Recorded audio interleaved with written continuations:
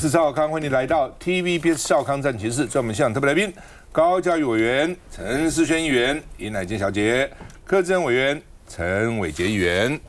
好，那么《纽约时报》爆料说，伊朗3次袭击美国不同的地方，近100伤，100伤。那国防部盖牌，美国没讲。就是还有我们死了2个，失踪了1个另外拆弹、拆什么无人机什么一大堆，又死了1个其他都不讲。所以《纽约时报》把它报道以后，美国国防部现在叫战争部，很气，就是这个《纽约时报》乱讲等等那事实上，《纽约时报》不是这一次，越战的时候就是这样。对，越战的时候是每天报头下就告诉你，昨天我们美国的青年子弟在越南死伤多少人，你自己想想看，那个对美国士气打击有多大。越南在哪里啊？我看大部分老美都不知道，干嘛到那个丛林里去打仗啊？美国大兵喝可乐，这个吃美食，平常享受惯了，跑到那个森林里面去被那个蚊子咬，然后在那个丛林里作战，后来根本打不下去了。美国就开巴黎和谈，和谈完了，这个北越就把整个越南拿掉了那所以呢，但是媒体他认为他有这个责任呢，他必须要把实情报告，不能让你们这边盖牌乱掩盖那所以呢，过去2周有近100名美军受伤。五角大厦说：“我没有盖牌，为什么？我是要保护中东的部队，你不要打击我士气啊！那么大家都知道，我们死伤这么多人，他就没有兴趣打了所以呢是要保护那另外呢，这个美军连11夜狂轰伊朗报复又死了第4个美军大兵，身份也曝光了那现在花了2600亿美元所以呢，这台币了，这个1兆多了是台币。那2600亿是美元了那美军呢说还要追加2兆台币还要追加这个什么4000亿美元。美国议员就骂国防部长：“你失败，你搞了个半天，你搞什么？花这么多钱，你打赢了吗？你的4大目标达成哪一个目标了？你告诉我，荷木兹海峡你控制了吗？然后反正就是你要把伊朗的核武摧毁，你摧毁了吗？你要更换伊朗的政权，你更换了吗？你要达到目标，没有一个达成那川普说，现在死了18个人了，从开始到现在还没有结束，很快要攻这个高山核设施这个高山核设施呢，这个以色列的情报说好几千个离心机，就上次美国炸的还没有被炸光的，还有新的当时没炸到的，现在呢都要转到这个山里面这个花岗岩盘里面转到这里面去那美国的 B-1 轰炸机已经从欧洲这些国家呢调到这个中东去了，说可能要去炸它那另外呢，这个伊朗去打巴林，把亚马逊资料中心把它摧毁，要报复美国炸它的核电厂。那现在呢，美国媒体情报界的说川普两难你光用炸不能让伊朗让步，你炸又怎样呢？那地面部队又不能去，那你到底怎样？你要搞到什么时候？那伊朗现在呢，他的代理人在红海说，你们传来我就打，害4艘沙烏地阿拉伯油轮赶快掉头。那如果挡住沙烏地阿拉伯的原油供应，全世界会少7%，所以油价又会涨。荷木兹海峡已经一部分了，红海再来一部分所以呢，曾经青年运动盯上这个曼德海峡红海，让这个红海的航运1年损失200亿美元，不敢去那另外呢，现在船东说加6个月奖金，船员呢去荷姆兹冒险去，加钱，重赏之下必有勇夫。我们看一下。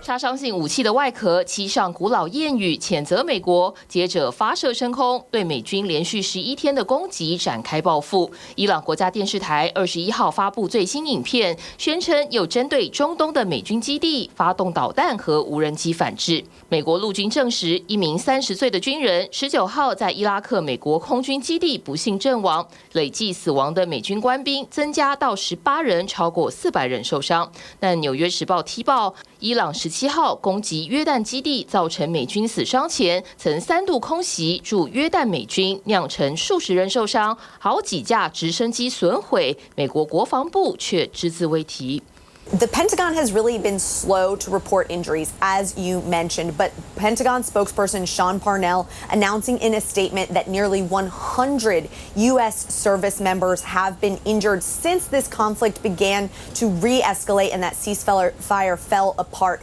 back on July 7th. Now, Parnell says that most of those injuries have been minor concussions. 纽约时报消息一出，国防部才坦承，近几波攻击已造成100名美军受伤。美国战争部长赫格塞斯在参议院听证会上进一步表示，美国为了战争已烧掉375亿美元，折合台币高达1.2兆。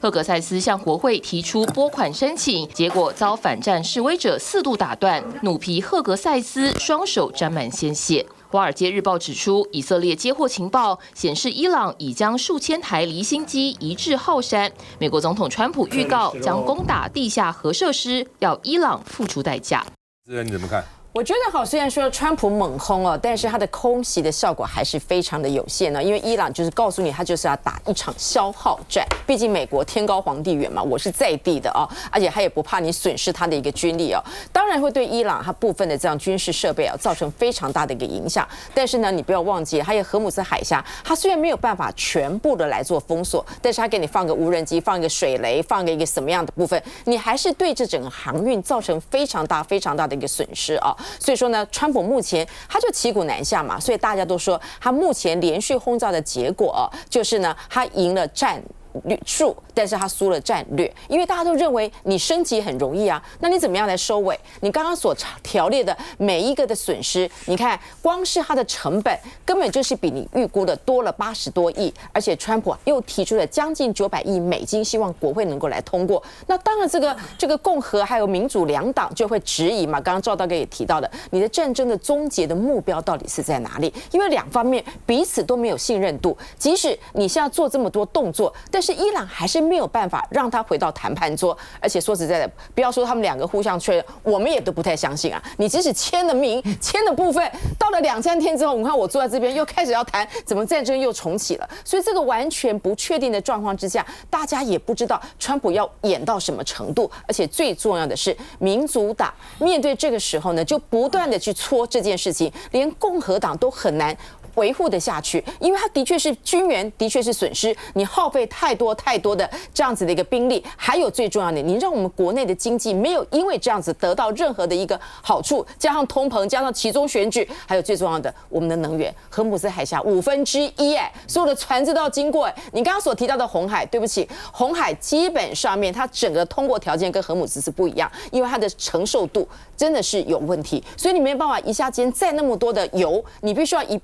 半先卸下来，然后过来之后再从另外一个头里面能够再来去把它承接。你这个部分里面光是这样，他们说耗费将近整个航程要多4个礼拜，4个礼拜或是2到4个礼拜，你知道那个所造成整个的一个影响哦，真的是目前为止是一艘多10亿。如果你再这样搞下去，然后再绕道而行，多了2到4个礼拜的航程，那请问整个的部分，整个的地缘政治，整个的能源，当然是面对最大的问题啊！特别是我们亚洲，太多时候是需要靠到这样的一个天然的这样的一个能源，对我们来说，那都是全国经济上的大恐慌。所以这场战争要怎么打，川普我觉得他是越来越难下台了啦。嘉宇怎么看？我觉得当然这个打到现在哦，大家觉得说，过去美国认为说，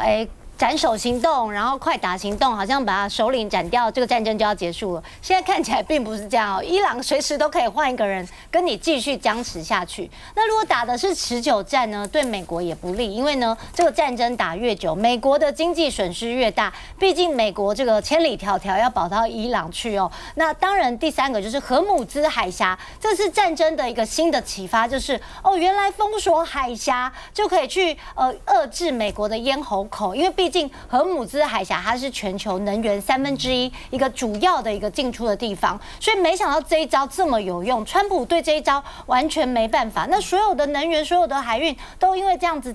暂停了，这个整个经济的损失也会更大。所以就对比说，那台湾海峡的重要性也是一样。所以其实从这一次或者是从这个俄乌战争到这一次的美伊战争，其实都可以看得出来，战争的形态，不管是无人机的重要性，或者是海峡封锁所带来的效应，战争一直在改变。那台湾有没有与时俱进，说我们可以跟得上现在新形态的战争？那中国对我们的侵扰也是一直用灰色侵扰的方式试图去让台湾在这个海峡的周边受到很多的影响，然后把台海内海化，这些也都是一个不断改变不管是对于主权或者对其他方式的一个侵扰或者是去干扰。所以我觉得这个从美国的经验到现在我觉得台湾在未来在国防还有相关的预算的防御上，也要更仔细去因应新形态的战争。所以为什么我们的国防预算会专注在无人机的发展上？这也是从这一次不管美伊或者是俄乌战争所看到的一个启发。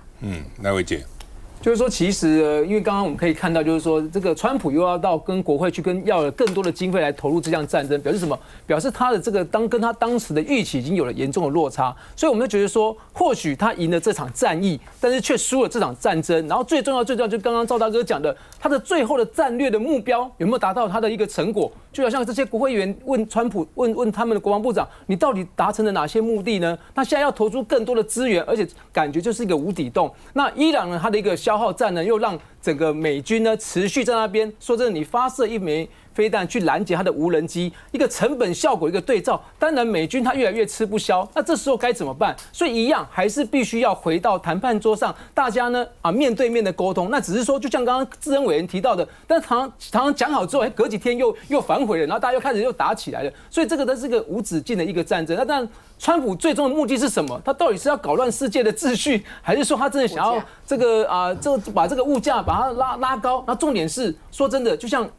智恩委员刚刚提到的，我们这些海岛型的国家，仰赖人员非常多的，就非常深受其害。好，那未来这样的一个状况要持续多久？那说真的，这也是美国他自己内部要必须去做一个仔细的评估，到底这场消耗战还会消耗多久？然后会不会让美国又陷入过去那种万劫不复刚刚提到越战那时期，他本来想精准打击很快就能结束，结果陷入到丛林战争里面，一直万劫不复。所以我觉得确实还是要好好的来慎思一下。当然，我觉得国内我们自己部分也要做好各项的因应。如果这些船的这个船只能源等等，未来还会有持续的这样的一波的一个涨价的过程当中，我们的政府到底准备好了没有？就主要美国现在不派地面部队了，因为他很怕进去就出不来了，一进去就陷在里面。阿富汗搞了多久啊？对，之前的越战搞多久所以美国现在也怕，他希望速战速决。那问题是人家就不跟你速战速决嘛，对，就拖你们。当知道你要速战速决的时候，我就不跟你速战速决嘛。俄罗斯跟乌克兰一样啊，俄罗斯也希望3天就打下来啊，那乌克兰也知道就跟你慢慢搞嘛。对不对？以空间换时间嘛，你搞了快5年了，所以现在任何国家想要去用军队去打另外一个国家或一个地方的话，都要很小心。你进去你就可能出不来了。需要再回来。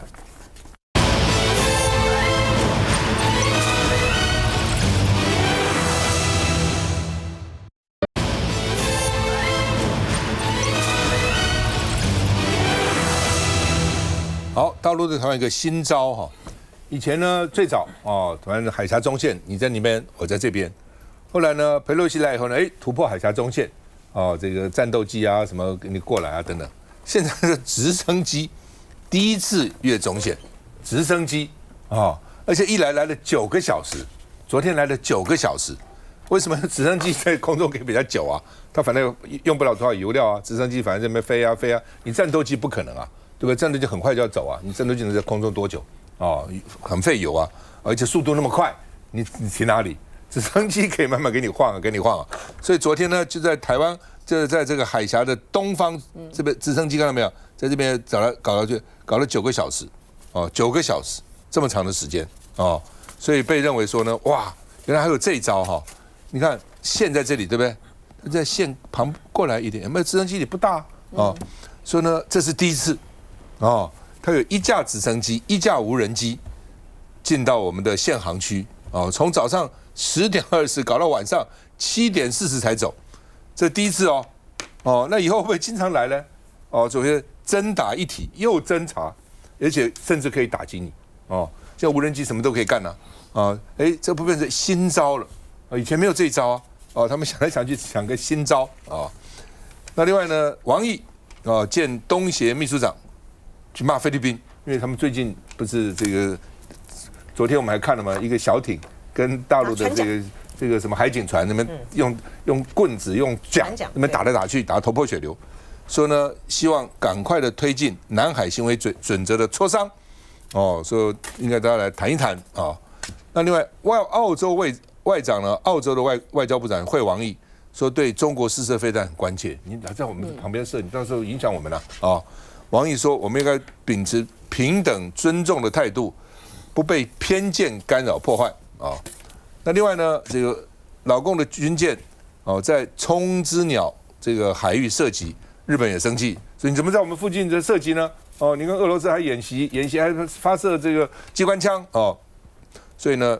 大陆外交部说是日方违反国际法。你抗议为什么？这个你自己违反国际法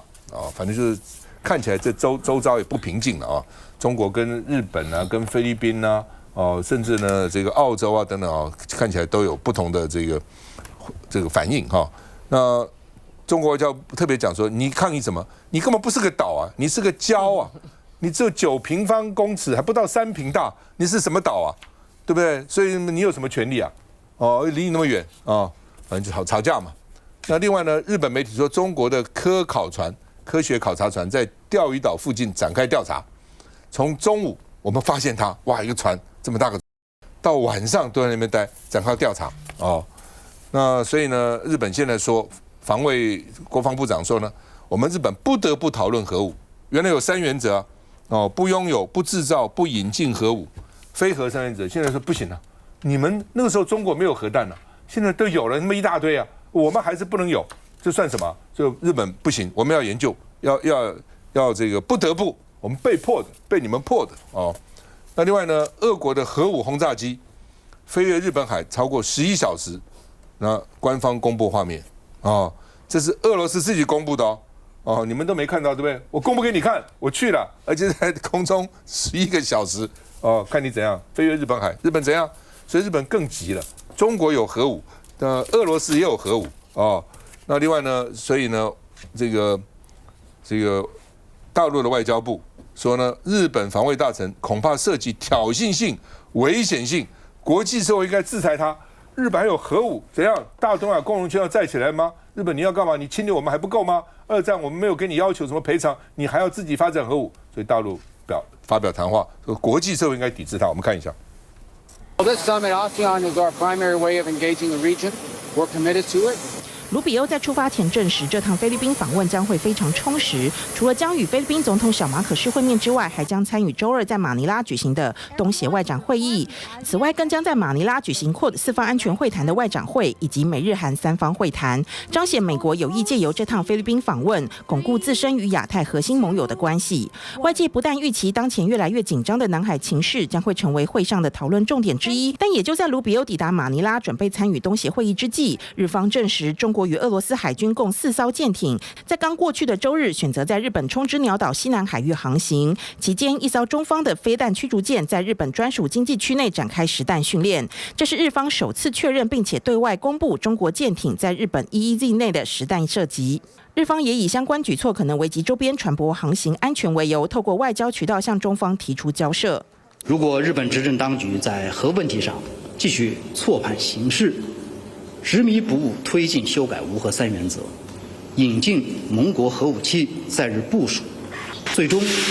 必将为此付出沉重代价。据了解，日本首相高市早苗此前曾经主张应该重新审视不引进的条款，日本内阁也透露有意引进核动力潜艇，以便提升核族与应对能力。乃金怎么看？我们从大陆这个直升机到我们的这个海峡这个中线这边来，它为什么会特别的引起瞩目？主要是我们在这个中线以东，我们画了4个这个限航区，然后呢，对不起，然后大陆这个直升机伴随着这个无人机，然后停留在的 R9的这个限航区呢，是离台湾的北部陆地最近的。然后呢，所以呢就会被这个军事专家呢觉得说，这是不是一种新形态的对台湾的一种试探自从裴洛西到台湾访问然后呢，大陆呢开始这个围台军演以来，大陆透过了再到去年年底的时候呢，起码呢7次的大型的这种演习它试了各种各样、各种形态的攻台的这个战略，还有那种就是说，我清晨的时候呢，我才宣告，然后很快就集结，然后当天傍晚就结束了，就是各种各样的这个形态我觉得对于台湾来讲呢，这个威胁性呢的确是很大而且特别是呢，在过去的这一段时间里面，不是。AIT 的古立言AIT 台北办处长古立言不是提到说台湾要发展这个无人机的这个蜂巢战略吗？大陆方面呢，除了就是说在口头上面去谴责这个古立言之外，我觉得他在整个对于东北亚然后对于第一岛链对于这个威胁到美国的发射，现在还是不能够确定到底是巨浪2还是巨浪3发射这样子的飞弹。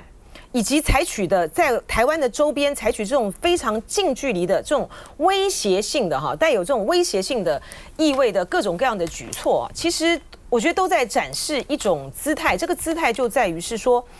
你美国有你基于你不管是军火商的生意也好，或者是说美国的对华对台的对华啦，对中国的大陆的鹰派五角大厦或是国务院还有这个国会议员的这个系统呢，你不会放弃第一岛链然后对中的鹰派，你不管你采取什么样的这个策略呢，要去所谓的强化台湾的自主防卫能力等等呢。中国大陆呢，就是要塑造的一个态势，就是说，我在这个第一岛链，特别是对于台湾，我具有绝对的优势。它所展现出来的、排出来的这一个战略，才真正的是在第一岛链呢发动了这种所谓的威吓的力量。就是我今天具备有这样的能力，如果一旦呢，民进党政府呢朝着冒进的台独的路线往前走的话呢，它就是让你这个美国呢，你没有办法进到第一岛链上来去跟我做正面的这个交火，特别是因为呢，川普呢，这个呢去打这个伊朗，打的这个美国呢一整体的一个现形就是不管是在国际的领导地位上面，或者是说在军事力量的投射上面，你就知道这个美国没有办法，他没有办法打一个这么远的一场战争。到这个伊朗这边去，他连赫姆兹海峡到目前为止，他都没有办法能够取得实质的影响力，这个是没有办法的。在这种情形之下，你更何况你在对于台湾海峡的这么近距离的第一岛链，你能够采取什么样的策略？这是第一个。第二个就是说，东协现在在开这个外长会议然后之前的时候演出中国的海警呢跟这个菲律宾的海警这样子武打拿着这个棍棒拿着这个船尾在那边打的那个态势。